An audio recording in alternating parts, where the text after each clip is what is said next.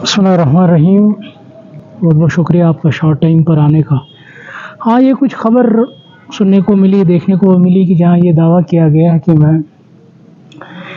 National conference में शमूलियत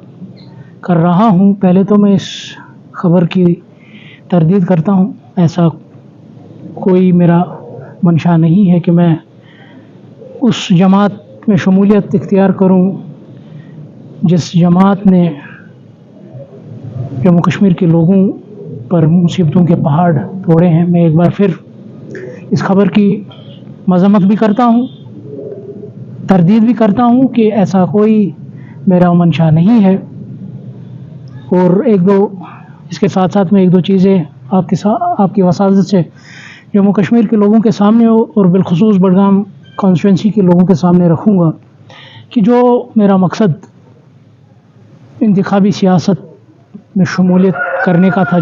और पीडीपी में शमूलियत करने का, तो वो यही था कि जो चैलेंजेस जम्मू कश्मीर के लोगों के सामने हैं, उन चैलेंजेस में एक ज़िम्मेदाराना रोल अदा करने के लिए, ताकि तारीख़ में ये लिखा जाएगा कि फ़लाना शख्स ने भी जब जम्मू कश्मीर के लोगों पर मुसीबत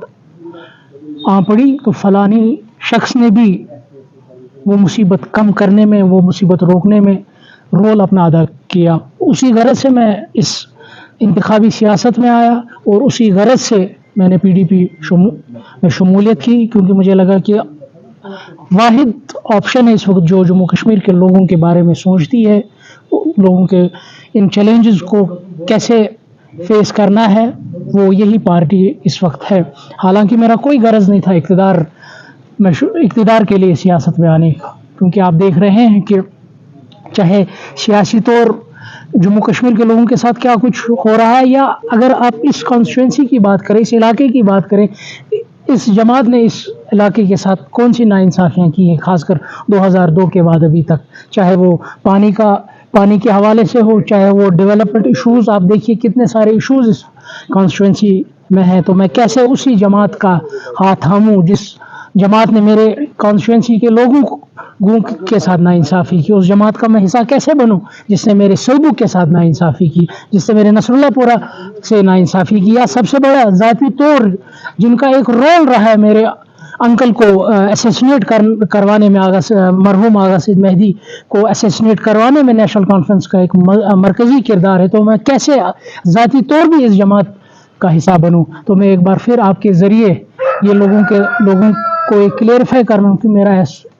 सच कोई मंशा नहीं ऐसी आवारागर्दी करने में। जो मैंने रास्ता चुना है पीडीपी के साथ, मैं इंशाल्लाह उसी में रहकर जो चैलेंजेस है जम्मू कश्मीर के लोगों के साथ जनरल या बिलखुसूस बडगाम के लोगों को जो चैलेंजेस दरपेश है, उन चैलेंजेस को कम करने में, उन चैलेंजेस में लोगों को राहत दिलवाने में मैं पीडीपी में ही काम करूंगा। मेरा ऐसा कोई भी मंशा नहीं है, मेरी कोई आवारागर्दी करने की कोई मंशा नहीं है कि मैं नेशनल कॉन्फ्रेंस में शमूलियत करूं।